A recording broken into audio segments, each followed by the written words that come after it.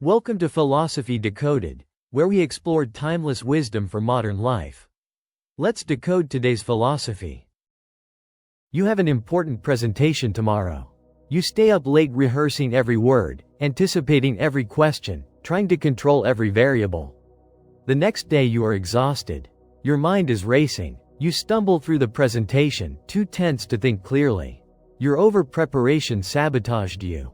Now imagine a different approach. You prepare thoroughly but then let go. You trust yourself. When the moment comes, you respond naturally without forcing. Words flow. You adapt to unexpected questions. You are relaxed and effective. This is Wu Wei, effortless action. This is the core of Taoism. Today we explore one of the most misunderstood philosophies in the world. Taoism is often reduced to go with the flow, as if it means passive acceptance of everything.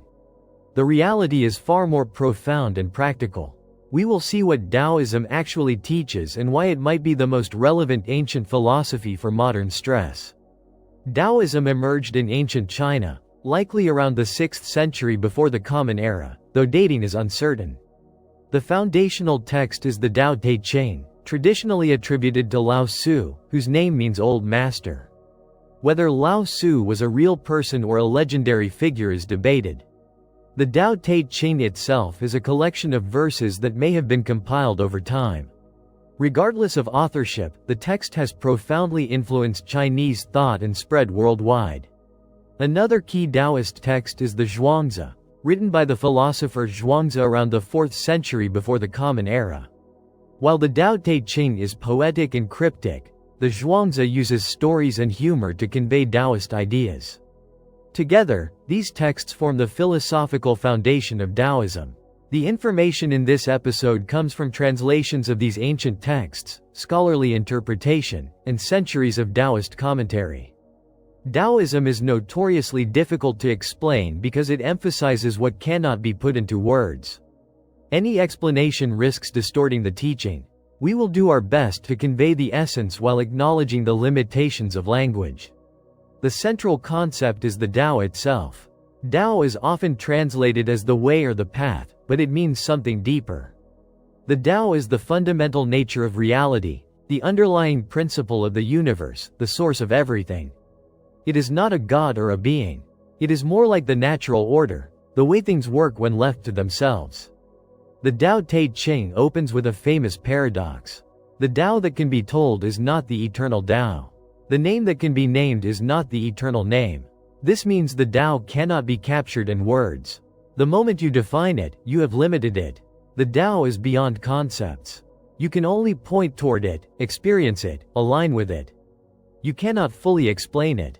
This creates a challenge. How do you teach something that cannot be taught? Taoism uses metaphors, paradoxes, and practical examples. The goal is not to understand the Tao intellectually but to live in harmony with it. The key practice is Wu Wei, often translated as non-action or effortless action. This does not mean doing nothing. It means acting in harmony with the natural flow rather than forcing things. When you try too hard, you create resistance. When you let go and work with natural tendencies, things happen more easily. Consider water, a frequent Taoist metaphor. Water is soft and yielding. It takes the shape of any container. It flows around obstacles. Yet water is powerful. It carves through rock over time. It always finds the lowest point without effort. This is Wu Wei, not forcing, not resisting, but following natural principles with gentle persistence. Apply this to problem solving. When you force a solution, you often make things worse. When you relax, step back, and allow insight to emerge, solutions appear naturally. This is not laziness. It is working with your mind's natural processes rather than against them. Wu Wei applies to relationships. When you try to control someone or force them to change, they resist. When you accept them and respond naturally, relationships flow. This does not mean accepting bad behavior. It means not creating unnecessary conflict through force. Wu Wei applies to learning. When you strain to memorize, information does not stick. When you relax and engage naturally with material, learning happens more easily. Athletes know this. Trying too hard makes you tense and ineffective. Relaxing into the activity produces better performance. The Tao Te Ching emphasizes softness over hardness. The soft and weak overcome the hard and strong. A tree that bends survives the storm. A rigid tree breaks. Teeth are hard but eventually fall out. The tongue is soft but lasts a lifetime. Flexibility and adaptability are more powerful than rigidity and force. This applies to conflict. Meeting force with force escalates problems. Yielding, like water flowing around a rock, allows you to preserve energy and find better solutions. This is not weakness. It is strategic strength. Taoism teaches simplicity. Modern life is complex, cluttered, overscheduled. Taoism suggests returning to simplicity.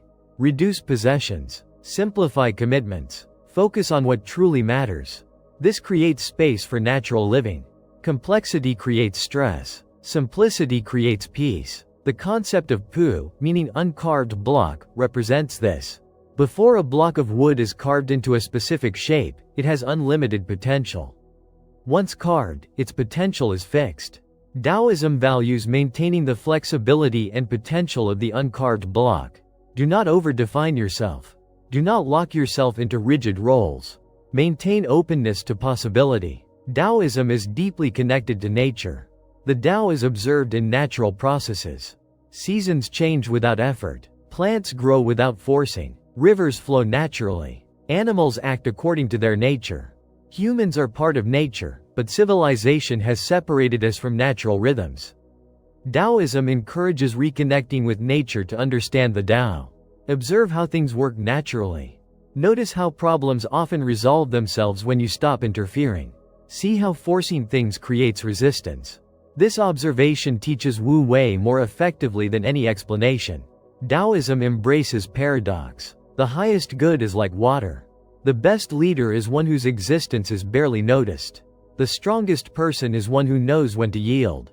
These seem contradictory to conventional thinking, but they point to deeper truths. Conventional wisdom often gets things backwards. Power comes from gentleness. Strength comes from flexibility. Success comes from not grasping. The Zhuangzi tells many stories illustrating Taoist principles. In one, a butcher explains how his knife stays sharp for years. Other butchers constantly sharpen theirs because they hack and force. He finds the natural spaces between joints and cuts effortlessly. This is Wu Wei applied to work. When you work with the grain of reality rather than against it, everything becomes easier. Another story describes a swimmer who survives a dangerous waterfall. When asked how, he explains that he goes down with the descending water and up with the ascending water. He does not fight the current. He works with it. This is accepting rather than resisting reality. Taoism teaches acceptance but not passivity. There is a difference. Acceptance means recognizing reality as it is. Passivity means doing nothing. Taoism accepts reality and then responds naturally. If a tree falls across your path, Taoism does not say stand there and accept it. It says accept that the tree fell, then walk around it effortlessly. This connects to the concept of the Tao as the natural order. Things happen according to natural principles. Fighting against nature is exhausting and futile. Working with nature is effective. A farmer cannot force crops to grow faster, but can create conditions for natural growth. This is Wu Wei. Taoism influenced Chinese medicine, martial arts, and art. Tai Chi and Qigong are Taoist practices embodying Wu Wei through gentle, flowing movements.